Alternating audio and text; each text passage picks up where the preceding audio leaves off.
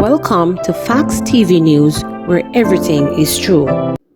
Top-ranking Tivoli gang member killed. A man who the Kingston Western Police says was a top-ranking gang member from Tivoli Gardens was shot dead in that community on Wednesday.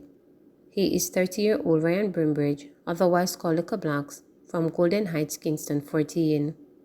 Police said Ryan had been listed as a person of interest several times and was asked to hand himself in over to the authorities, but refused on many occasions. It was reported that around 3:09 p.m., police acting on information went to Bustamante Highway in Tivoli Gardens, where Ryan's body was seen lying on its left side. The police said the body had what appeared to be gunshot wounds to the head. The scene was processed and the body removed to hospital, where it was confirmed dead. No motive for the killing was provided. Daughter of veteran music selector Ricky Trooper found dead in Connecticut. The daughter of veteran music selector Ricky Trooper was found unresponsive on Thursday inside her condominium in Bridgeport, Connecticut. Police were called to the complex around 11:20 a.m., where 23-year-old Brianna Destiny McCoy was found unresponsive. Officers determined that McCoy appeared to have been fatally shot. Police further shared that McCoy's death is being treated as a homicide, revealing that she knew the suspect. Bridgeport police have since identified the suspect, have asked for the public's help in locating him. A source who is close to the family shared that Trooper was extremely close to Brianna, who they describe as the apple of his eye, adding that he didn't miss a birthday or a special occasion. On Brianna's last birthday, October 24, 2022, Trooper took her to Instagram to share a photo of his daughter as a baby, which he cautioned "Happy birthday to my Big Daddy, love you endlessly." Trooper's representative could not immediately be reached for comment on Thursday. Manchester man charged with housebreaking larceny. A Manchester man was charged with housebreaking and larceny following an incident in Montpelier housing scheme in the parish on Tuesday, March 14. Charged is 27-year-old Jermaine Finley of Rocky Hill District, Manchester. Reports from the Mandeville police are that between the hours of 7:30 a.m. and 1:45 p.m., a woman locked her house and left. Upon her return, she discovered that her house has been broken into and that pieces of clothing, a knapsack, and cash were stolen. A report was made to the police and an investigation was launched. Finley was arrested in Santa Cruz, St. Elizabeth on a separate charge on Tuesday, and his home was searched. During the search, clothing items that are believed to be stolen from the woman's house were seen in his possession. He was subsequently charged on Thursday after he was interviewed in the presence of his attorney. His court date has not been finalized. Operation Relentless continues to combat crime. Right. So we have launched a series of special operations across the country. Each police division is launching a series of operations that are designed to impact criminals who we know are moving across the country but are in those locations and giving us some trouble. We have had some good reductions since the beginning of the year, and we're determined that we will continue to make our people feel safer and actually be safer. And one of the things we do, this is a holiday where most people are with their families and, going to church.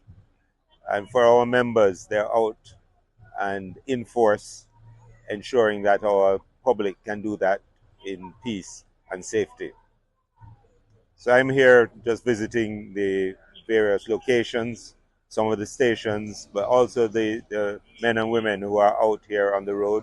As you can see, it's a rainy day, but that's not going to deter us. We are here for the long haul to do what needs to be done, because Jamaica must have these reductions, and we must go from strength to strength in creating a safer society. As you know, part of our planning process is that the planning addresses the problems that exist in that particular area and that particular police division. So each plan is boutique. Each one is created for the purpose and fit for purpose. So absolutely. No two will look the same, but they will use similar tools and apply them in different ways. Some of the residents in this very area have said to me last week that the police and soldiers are no longer stationary at their post, and they're really concerned about it because they feel as if even though the soldiers are walking around, they'd rather them stationary at the different posts. So there's a heightened level of fear in this area right now. Right. So the divisional commander will be engaging the people on these matters. Obviously, the tactics we use, we really don't discuss them like this, but we will change our tactics from time to time. When you get settled too much in a rhythm, then the persons who you are trying to deter become accustomed to what you do. So it's good to mix up things and shake it up sometimes. Also, I know you have put in some strategy along with the beryllium team, but there seem to be uh, still attacks on business places on the money trucks. Do you think your strategies are working? Well, I believe, based on the discussions that we had, that once the things that we spoke about are implemented, it will go a long way in protecting those trucks, the members who ride on it, the guards who ride on it, and the money inside. But at the same time, as you're aware, we have arrested a number of persons who are involved in those robberies. So it's not a thing that you're going to do and necessarily get away with. As a matter of fact, you won't, as we have seen. So, things are working and working well. The teams are collaborating, and to the extent that we have to collaborate with the guard companies, we'll do that to get the results we need. Any update on the last arrest you made in relation to the beryllium issue? I don't want to say too much about that. That's an active investigation. The detectives are the ones who should be speaking on that. Last week, or sometime this week, I think you announced a reduction in criminal activities. Am I correct? Well, in our normal press briefing that I do, whether it's going up or down, I announce it. I tell the public what's going on. I try to be as open and transparent as possible. So yes, at the moment it's going down. The residents are saying they're not feeling it though. They're not seeing it. Well, you know how it is. It's what is happening is happening. It's across the country. The numbers are down. I don't know. Some of the residents I speak to are saying they do feel it. Probably speak to different residents. UHWI, UWI, and Spanish Town Courthouse among the latest entities impacted by Telecom's theft.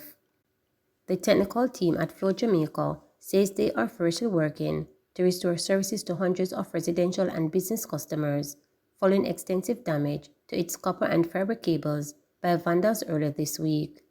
In a release on Thursday, the telecommunications provider revealed that the malicious scouts have left the University Hospital of the West Indies, UWI Mona, and Spanish Town in St. Catherine without telephone services. Approximately 750 copper baselines on the UWI campus, which include the hospital, have been impacted, while the Spanish Town Courthouse in St. Catherine is also among entities left without their services. Michael Brown, Director of Technical Operations at Flow, said the company's technical and engineering teams are working on deploying alternative technology to facilitate the restoration of services to the affected customers.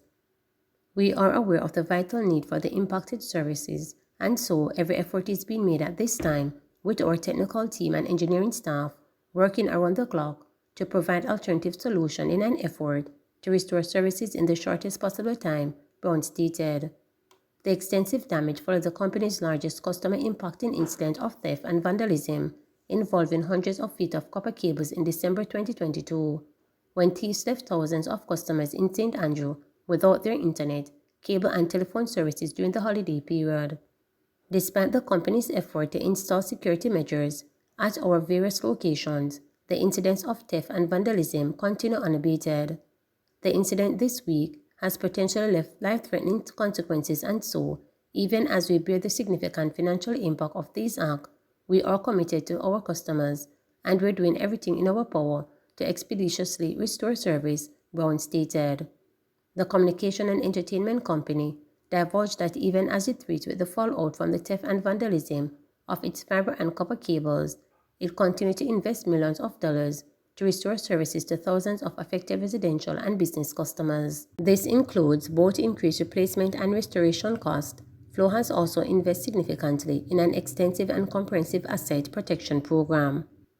At a press conference last year, Flow's VP and General Manager Stephen Price called for the government to revisit the ban on copper exports and to review the current legislation to allow for higher fines and stiffer penalties for perpetrators.